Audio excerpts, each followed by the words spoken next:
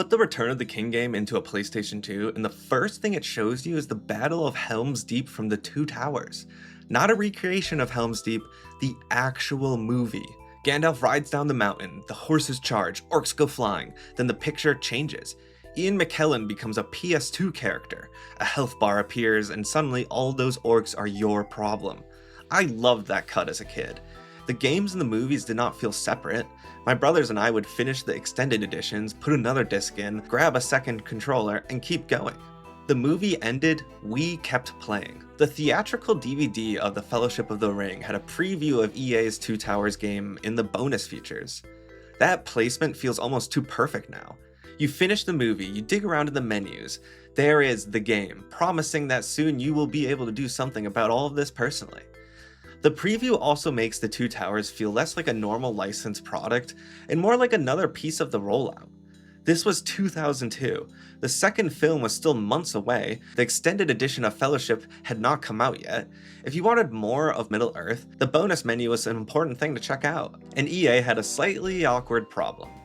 The game did not begin as the Two Towers. According to lead designer Jason Eaps, the original plan was for the Fellowship of the Ring game, but the team missed the marketing window for that movie, so the project expanded.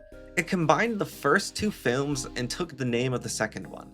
That is why a game called The Two Towers opens with Isildur fighting Sauron. Then it sends you through Weathertop, Moria, Amon Hen, and a large part of the Fellowship before Helm's Deep even becomes relevant. It is basically the Fellowship of the Ring and the Two Towers being forced to share one PS2 case. The game came out before the Two Towers reached theaters, which meant it had another strange job. It was adapting a movie most players had not seen yet. EA's preview described 12 levels, 5 from Fellowship and 7 from the Two Towers, with the last 3 built around Helm's Deep. So the beginning feels like a playable recap. You've already watched Aragorn fight the Nazgul at Weathertop. Now you get the sword, the troll gets a health bar, and the game grades you how well you keep enemies away from Boromir. Then it crosses into material from the new movie. For a kid waiting for December, it was an adaptation and a preview you could fail. The Two Towers is a very direct action game. You choose Aragorn, Legolas, or Gimli, walk into a famous scene, and remove every orc the camera can fit on it. That is most of it. There are combos, parries, ranged attacks, finishing moves, experience points, and upgrades. Mostly, it just feels good clearing the rooms. Here is Amon Head, here is Aragorn, please start swinging your sword. The characters do feel different. Legolas is better at range. Gimli hits like the controller owes him money. Aragorn lives in the comfortable middle where most licensed action game heroes have responsibly employed, which gives the game a lot of replay value without needing a huge campaign. And it's not huge. GameSpot's review said a first run could take less than 5 hours. That was not automatically a problem in 2002. That is an ideal rental weekend length.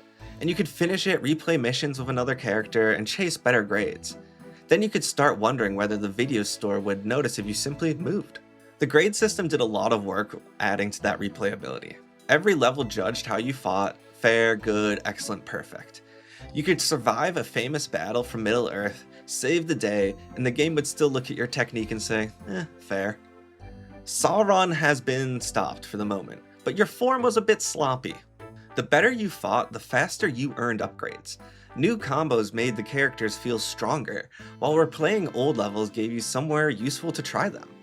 It is a simple loop, and it fits because the game only wants the loud parts. The game moves from one crisis to the next, and every crisis has a recognizable piece of the film wrapped around it. Actors deliver the lines, Howard Shore's music swells, movie footage appears before and after the level.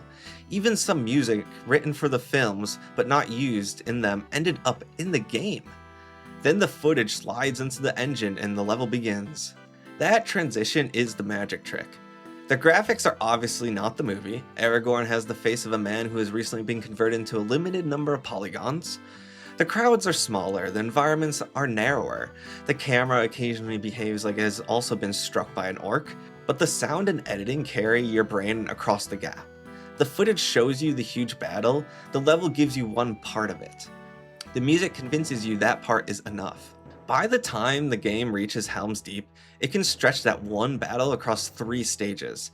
You defend the wall, The wall goes badly. You fight deeper into the fortress while the entire place falls apart around you. This is where the short campaign helps. There's not much dead air. The game is basically all highlights, which is probably why the memories are so clean. It feels like someone cut the first two movies down to the scenes a kid would immediately point to and say, "That one, let me do that one." The game even won a DICE award for visual engineering in 2002. The blend of footage, animation, crowds, weather, and PS2 spectacle was genuinely impressive. But there is one strange absence. The Fellowship is a story about a group of people going through danger together. The Two Towers makes you do all of it alone. Aragorn, Legolas, and Gimli are there on the screen. They just have to take turns. Players noticed. When EA started building the next game, co-op became the most requested feature, and the next game begins exactly where this one stops. The Return of the King opens at Helm's Deep because EA understood that nobody needed a common tutorial after that last game. Gandalf arrives with the Rohirrim, movie footage becomes gameplay, and you immediately ride into a crowd. It feels like a sequel reaching across the gap between two discs. The Two Towers ended here. Return of the King uses the same battles as its starting line. From there, the campaign splits into three paths. The Path of the Wizard follows Gandalf.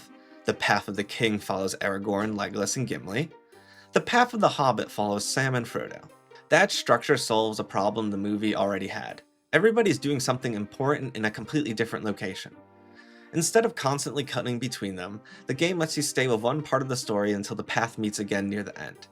It also gives the levels more variety. Gandalf fights through Minas Tirith and protects civilians while the city is collapsing. Aragorn goes through the Pass of the Dead and into the giant outdoor battles. Sam fights through Cirith Ungol, faces Shelob, and spends a lot of time proving that he was carrying this entire operation emotionally and, for one important hill, physically. Then the surviving paths gather at the Black Gate.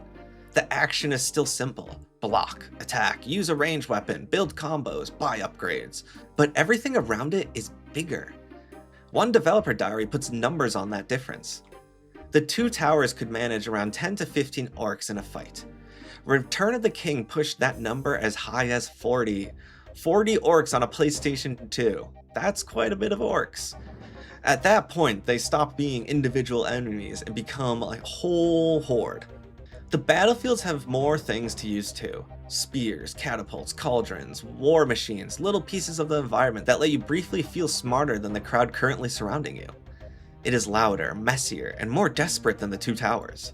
Sometimes that scale works against it. The fixed camera can turn a large fight into one moving pile of armor. Objectives are not always clear. Checkpoints can be rough. There are levels where you spend several minutes feeling unstoppable. Miss one person you were supposed to protect and learn that heroism has been cancelled. But the chaos is also why Return of the King also sticks with me. The movie is about every line of defense running out. The game turns that into pressure you can feel. Enemies keep arriving, a meter is getting worse, somebody is shouting, the score is doing everything it can to make your living room feel expensive. And EA could make it feel unusually close to the film because the development team was practically standing inside the production. Executive producer Glenn Schofield wrote that the level design began with the major moments in the movie script. New lines supplied reference photos, drawings, models, props, lighting studies, and motion capture material. The same stunt performers who worked on the films came to EA to perform moves for the game. The access got almost ridiculous. The art director said the team received around 200,000 assets from the films. Models, textures, animation footage, motion capture, and the scans of the miniatures. The artist changed the color of Gimli's shoulder pads 4 times, then received actual fabric swabs from the costume department. At one point, members of the team searched a warehouse holding pieces of the dismantled Minas Tirith set and brought 4 bricks back to EA. 4 bricks from Minas Tirith. That is not a normal reference folder most licensed games get. That is looting Gondor for development purposes. None of this makes PS2 Gandalf look exactly like Ian McKellen. The game still has to run enemies, effects, 2 players, film clips, and an entire licensed epic spin-off on one disc. But it is simplifying the actual costumes, creatures, buildings, and movements from the films. Return of the King also contains about 20 minutes of footage pulled from across the trilogy. That included material from the Fellowship Extended Edition, the upcoming Two Towers Extended Edition, and the Return of the King movie, which was still weeks away from theaters. The final movie score was not even finished in time for the game to use much of it. So the game leans heavily on music from Fellowship and the Two Towers, while showing pieces of a movie audience had not heard yet. The game catches Return of the King while the movie was still being built. And then EA added the thing that made it all personal for me. There was another controller.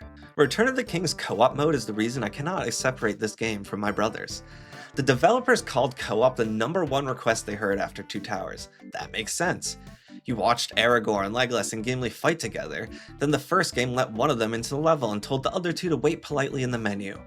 Return of the King finally let someone sit beside you and join. The co-op path was separate from the main story structure, but it reused the big missions and let both players bring in leveled characters. You shared the screen, one extra chance to respawn, and every useful thing that landed on the ground. The health pickups created immediate diplomacy issues. Two people can be saving Middle-earth together, but if one green pickup appears, the Fellowship becomes very fragile. One person clearly needs it more. The other person is already moving towards it. Now the fate of Gondor depends on whether two brothers can briefly develop a healthcare policy. That is the version of movie immersion that I remember. I knew we were looking at PS2 characters. The part that pulled me in was both players leaning into the same fight. One person dealt with archers, somebody got surrounded, both of us tried to stay close enough that the fixed camera did not punish the relationship. The camera could be the third player, and it was not always on your side. Go too far apart and the game had to decide which friendship mattered more. Stay together and 40 orcs could compress both of you into one corner. But when it worked, it felt enormous. That is what local co-op did to this one. I played the Two Towers. I remember scenes and levels. I played Return of the King with my brothers. I remembered the journey together. The movies gave that whole feeling extra weight. We already knew what Minas Tirith was supposed to mean. We knew why Sam kept getting back up, and we knew what was waiting at Black Gate. The game did not have to build the emotion from nothing. It could put 2 health bars over it and let us make up a mess. The PS2 version even supported online co-op, which was very impressive for 2003. But the version that stays with me is the simplest one. Same room, same screen, 1 controller each. The game takes one of the biggest battles ever put on film and turns it into a shared job on the couch. Protect the gate, save the civilians, keep moving. If you manage to finish those jobs, sometimes the reward was just more of the movie. The Two Towers and Return of the King treated bonus material like treasure. You finished levels, improved your grades, leveled characters, and unlocked interviews, images, secret stages, and footage. That might sound ordinary now. Games have galleries, movie games have clips. But these menus felt different when the trilogy was still coming out. That footage was current. Some of it was early. The actors were not people remembering an old role decades later. They were in the middle of making the movies. The Return of the King team said the actors played the game between shoots. Billy Boyd and Dominic Monaghan even visited EA's studios. The whole production was talking to itself. The Fellowship DVD advertised the game used the films, then the game rewarded you with bonus features that felt like they belonged back on the DVD. It is a complete circle made out of menus. And because Return of the King shipped before the movie, unlocking a clip could feel slightly forbidden. You were seeing locations, characters, and pieces of action from the final movie before the movie was available. Nobody had to worry about being spoiled online. The spoiler was already on the disc you bought. Those extras could only hit that way while the trilogy was unfinished. Nobody knew the whole thing by heart yet. The next extended edition was still an event. A cast interview was not filler. A new shot of Minas Tirith could hold your attention because Minas Tirith was still new. You could go to the theater, buy the DVD, play the game, open the extras, and keep moving between versions of the same world. EA could have kept making action sequels, but by 2004 the entire trilogy was available. There was no next movie battles waiting to be turned into the next campaign. So the game started changing the camera. The first new answer was to turn the movies into a role-playing game, and send another group of people directly behind the Fellowship. The Third Age was one of my favorite licensed game ideas because it is both completely understandable and slightly insane. You create a second Fellowship. Not literally. The game has its own party, led by a Gondor soldier named Birithor. He meets an elf, a ranger, a dwarf, and other companions while following a route through the movie trilogy. But emotionally, they are the second Fellowship. They are visiting the same locations, fighting the same kind of enemies, and arriving near major events just in time to be useful. Executive producer Steve Gray described the route as an S-curve around the Fellowship. The new party gets close to the movie characters, moves away on its own problem, and then crosses back into the story. That is a smart way to describe it. It is also a generous way to describe a group that sometimes feels like it is following the Fellowship's tour bus. They go through Moria, they reach Helm's Deep, they fight in Osgoloth, they arrive at Minas Tirith. At one point they fight beside Gandalf against the Balrog because if you have access to the Balrog, apparently the temptation is too strong. The party's relationship with the movies does not always feel natural. Famous scenes can arrive with the energy of someone checking items off a vacation list. Moria, done. Helm's Deep, done. Gandalf, yeah, he's here. But the game is sincere about the fantasy. The developers have been thinking a lot about the Lord of the Rings RPG since the Two Towers, and they deliberately used a familiar turn-based structure. Contemporary interviews openly compared it with Final Fantasy. You build a party, take turns in battle, learn abilities, change equipment, and stare at very dramatic menus while Howard Shore's music reminds you that selecting a belt is important to the fate of the world. The slower combat change is what stands out. The action games made orcs into a crowd. The Third Age makes you look at one enemy at a time. Position, abilities, buffs, weaknesses, and party combinations get room to matter. It also lets film locations sit still long enough to explore. Instead of sprinting across Helm's Deep while a meter empties, you can stop and look around. You find equipment, learn the environment, and spend a deeply role-playing game amount of time making sure everyone has the correct shoulder armor. Ian McKellen narrates pieces of the journey, which helps stitches the new characters into the movie world, even when the story is clearly using Gandalf as a very prestigious GPS. Then there is the evil mode. After finishing areas, you can replay encounters from the enemy side. You control trolls, orcs, and major villains against the party you just spent hours improving. The game lets you build a team and then briefly discover how annoying that team is to fight. That idea becomes important for the rest of these games. The little action titles were reenactments. You could fight very well, but Helm's Deep was still Helm's Deep. The movie was already decided what that battle meant. The Third Age starts asking what happens when the game lets you stand on the other side. Battle for Middle-earth finally lets you stop being one exhausted person at Helm's Deep and become the person responsible for why there are not enough archers. The camera rises over the battlefield. Aragorn becomes a unit. A Mumak becomes a very large problem of a selection circle under it. Now you are building bases, gathering resources, and recruiting battalions. You use hero abilities and decide which part of the map can probably survive without you a little longer. It came from EA Los Angeles with developers who had worked on Command & Conquer Generals, and you can feel that strategy game confidence under the license. Rohan, Gondor, Isengard, and Mordor have their own armies and visual language. The interesting problem was the films had not designed everything a strategy game needs. Peter Jackson's movies gave EA fortresses, armor, weapons, monsters, and enormous battles, but they did not spend much time showing where Mordor keeps its responsible mid-level resource buildings. So the art team had to invent the ordinary parts. Stables, blacksmiths, workshops, farms, all the buildings required to keep a war running while still looking like they belonged besides the film designs. New lines supplied models and textures for creatures like trolls and Mumakil. The team also received visual effects materials, battle plans, costume references, and concept art. The developers were not working from screenshots. The movie was the source.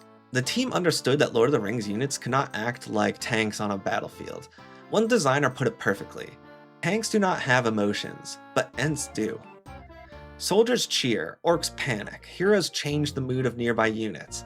A cavalry charge is supposed to feel like the moment in the movie, not simply a damage number arriving faster. The music had the same problem. Howard Shore's score could cover a fixed film scene. A strategy battle might end quickly or last most of the evening. So the audio team used the movie music and sound as a guide, then built additional material that could stretch, calm down, and rise with the game. And Battle for Middle-earth lets the player do much more than the action games did. The campaign can change famous outcomes. Gandalf can survive Moria, Boromir can survive Amon Hen, Theoden could fall at Helm's Deep. Then the evil campaign lets Isengard and Mordor win battles the movies never allowed them to win. This is where play the movie changes meaning. At first it meant reenacting the best scenes, now it means putting the trilogy on the table, moving the armies around, and finding out how you quickly can ruin it. Battle for Middle-earth makes the movies feel less like a track and more like a set of pieces. And after the action game, the co-op game, the RPG, and the strategy game, there was one obvious fantasy left. What if you could join the battle as everybody? The easiest way to explain Conquest is Lord of the Rings Battlefront. That is not an insult, that was the pitch. Pandemic Studios had made the original Star Wars Battlefront games. With Conquest, it applied the same broad ideas to Middle-earth. Large maps, control points, character classes, heroes entering the fight, good and evil campaigns, online battles, and two-player local co-op. The Two Towers lets you be Aragorn. Battle for Middle-earth lets you command Aragorn. Conquest lets you be the anonymous Gondor soldier standing somewhere behind Aragorn, who is about to have a very difficult interaction with a troll. There are 4 basic classes: Warrior, Archer, Scout, and Mage. The Warrior gets into the crowd, the Archer stays back, the Scout sneaks around, the Mage throws spells, heals allies, and raises several questions about why Gondor did not bring more of these people to the movie. The maps are the attraction: Pelennor Fields, Minas Tirith, Helm's Deep, Isengard, the Shire. You can move through these battles as a normal unit, then take control of a hero and briefly become the reason everyone else on the map is having a bad day. On paper, this is the final form of the movie game idea. You're not limited to one character path or one outcome. You can fight anywhere, play either side, bring in another person, and turn the trilogy into a big toy battlefield. The evil campaign goes all the way with it. Frodo fails, Sauron returns, his forces push across Middle-earth and eventually attack the Shire. It is a kind of alternate story a child invents after putting the villain figures on the good side of the room. Unfortunately, Conquest does not always feel as good as the idea sounds. The melee combat can become button mashing, targeting is unreliable, archers can turn an open field into an impersonal insult, big battles produce cheap deaths, and heroes are not much fun when they get stun locked by 3 anonymous men with excellent timing. Contemporary reviews landed in the same place. The scale and alternate campaign were exciting, but the combat could be repetitive and frustrating. I still like what Conquest is trying to do. It understands the appeal of these movies at ground level. Not everyone wants to be the chosen hero. Sometimes you want to be the one person in the line when the horn blows and the whole army starts moving. That fantasy deserves a better game than Conquest consistently manages to be, but it is a fitting last step for this particular run of movie games. The camera cannot get any closer to the trilogy than dropping you into the crowd, and then letting you run around in it. EA's movie license agreement ended at the close of 2008, and Warner Bros. Moved into producing Lord of the Rings games under its own label. The games did not stop. Middle-earth went open world, it went north, it went to Mordor, it found new stories, new systems, and much newer hardware. But this exact kind of game mostly disappeared. The films were no longer unfinished events happening besides the development team. The footage was no longer a glimpse of next month's movie. The actors were no longer playing the game between the shoots. That moment had passed. The enemy count, film assets, and unlockable interviews are not really what comes back first to me. Playing with my brothers is. I remember being a huge fan of the extended movies, then going into the games and finding the same battles waiting there. The movies made Middle-earth feel enormous. The PS2 made a small piece of it fit in our room. And co-op meant I did not have to enter it alone. In my head, it still happens in that order. The movie ends, the game starts. One of my brothers picks up the other controller. And for one more level, the credits are not the end. That's all I have for this one. Thank you so much for watching. Let me know what you think first about when you think of these Lord of the Rings games. Do you think of the newer ones or do you think of these older ones? Just curious. If you want to support the channel, please like and subscribe. There are also memberships if you're curious. But either way, I really appreciate it. Have a great one.